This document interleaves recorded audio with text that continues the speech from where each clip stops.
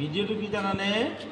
ভিডিঅ'টো দুটা সংখ্যা পৰস্পৰ মৌলিক হয় নে নহয় তাক আমি হাতে কামে কৰি চাম। এতিয়া প্ৰথম কথা হ'ল আমি মৌলিক সংখ্যা কাক জানি ল'ব লাগিব। মৌলিক সংখ্যা কাক কয়? যি সংখ্যাৰ সাধাৰণ উৎপাদক দুটা তাক কি বুলি কোৱা হয়? মৌলিক সংখ্যা। আৰু পৰস্পৰ মৌলিক কাক কয়? যদি দুটা সংখ্যাৰ সাধাৰণ উৎপাদক এটা হয়, এক হয়, তেতিয়াহ'লে তাক কি বুলি কোৱা হয়? পৰস্পৰ মৌলিক সংখ্যা কয়। আমি এইটো এটা ঘড়ী আকৃতি, সংখ্যাবিলাক 1ৰ পৰা 12লৈকে কৰি আনিছোঁ দেই। 1ৰ পৰা আমি এতিয়া ইয়াতে গজাল পুতিম। 1ৰ পৰা গজাল পুতি যাম। 1, 2,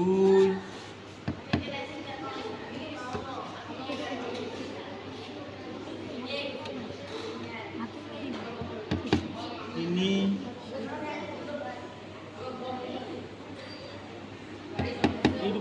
4, 5, 6, 7,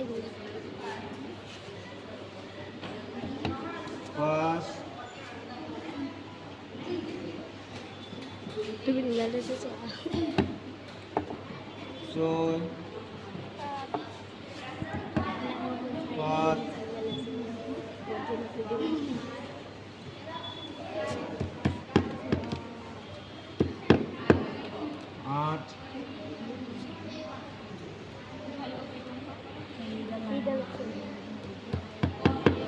9,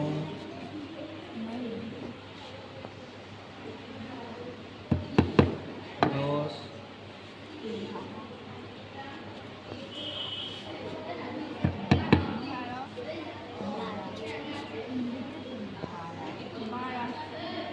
12 হ'লনে?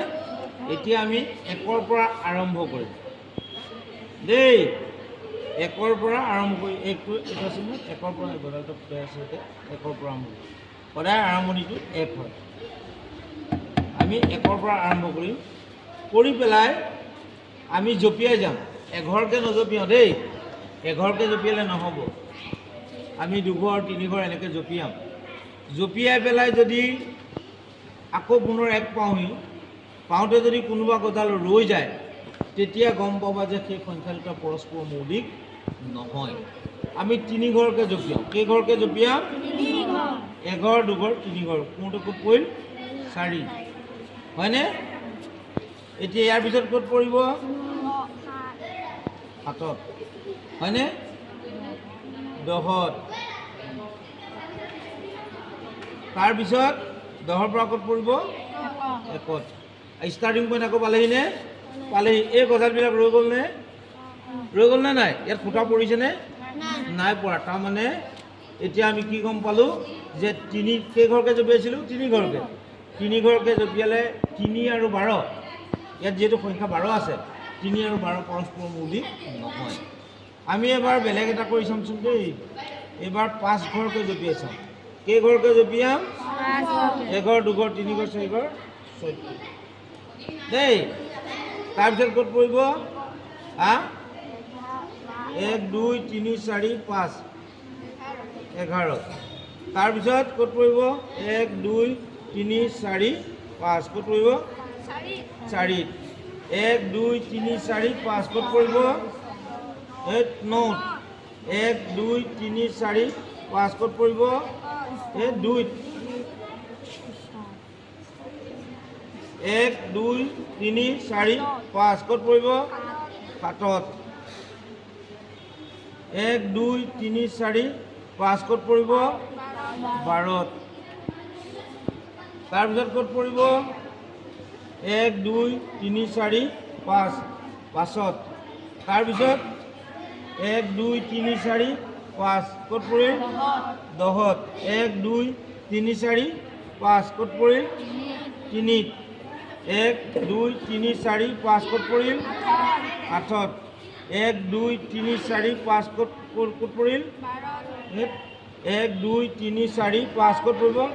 1ত। আকৌ ষ্টাৰ্টিং পইণ্ট পালেহিনে? এতিয়া কোনোবাটো গজাল ৰৈ গ'লনে? নাই যোৱা। ইয়াৰ পৰা আমি কি বুজি পালোঁ যে 5 আৰু 12 পৰস্পৰ মৌলিক সংখ্যা দেই। গজাল এটাও থকা নাই। তাৰমানে পৰস্পৰ মৌলিক সংখ্যা হ'লে গোটেইবিলাকতে কি কৰিব? ফুটা পৰি যাব। বুজি পালা? গতিকে ইয়াৰ পৰা আমাক কি উপলব্ধি হ'ল যে 5 আৰু 12 কি সংখ্যা পৰস্পৰ মৌলিক। এতিয়া তোমালোকৰ মনলৈ প্ৰশ্ন আহিব পাৰে যে ছাৰে সংখ্যাটো 12হে ল'লে কিয়? দেই আমি 12 বুলি কথা নহয়, আমি 15 ল'ব পাৰোঁ, 16 ল'ব পাৰোঁ, তোমালোকৰ যি ইচ্ছা যায় তেনেকৈ ডাঙৰকৈ এটা বনাই ল'বও পাৰা দেই। একে ঘটনাই দেখা পাব এনেকৈ। এতিয়া এইটো আমি কি কৰিলোঁ, দুটা সংখ্যা পৰস্পৰ মৌলিক হয়নে নহয় তাক আমি প্ৰমাণ কৰি চালোঁ। তাৰ কাৰণে আমাক কি কি লাগিল, এটা চকৰি এটা বনাই ল'লোঁ, নিৰ্দিষ্ট অন্তৰালত 12টা গজাল পুতি ল'লোঁ, আৰু এডাল ফুটা লাগিল, আৰু গজাল কেইটামান লাগিল। এইকেইটাই আমাৰ এইবিলাক সততে পোৱা সামগ্ৰীৰে আমি কি কৰিব পাৰোঁ, দুটা সংখ্যা পৰস্পৰ মৌলিক হয়নে নহয় প্ৰমাণ কৰি চাব পাৰোঁ। হ'বনে? ঠিক আছে, হ'ব।